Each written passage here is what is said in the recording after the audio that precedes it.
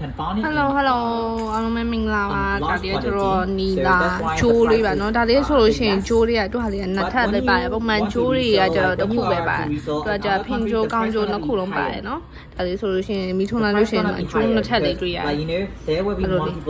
ဂျိုးနှစ်ထပ်လေးတွေ့တယ်ဒါ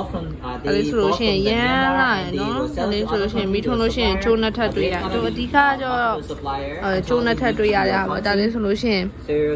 စေးလေးကဒါလေးကဝယ်ရတဲ့ဈေးလေးနဲ့လည်းရမ်းတက်နော်ဒါလေးဆိုလို့ရှိရင်ဈေးလေးက35သိန်းလေးပါပဲရှင်ဒါလေးကကျတော့ဈေးလေးလည်းအလျှော့တင်ရှိရနော်ပြီးတော့ကျိုးလေးရတယ်နှစ်ထပ်ပါတယ်ဒါလေးကတုံးရဈေးလေးက35သိန်းမှာကျလို့ရှိရင်စီမံလာပြောပေးပါ Hello 家人们我又来了然后今天给你们看个红宝石但是这个红宝石呢就是跟其他红宝石不一样有星彩的效果它是有2个星彩的效果，2个星彩，2个星光，你们看到没有？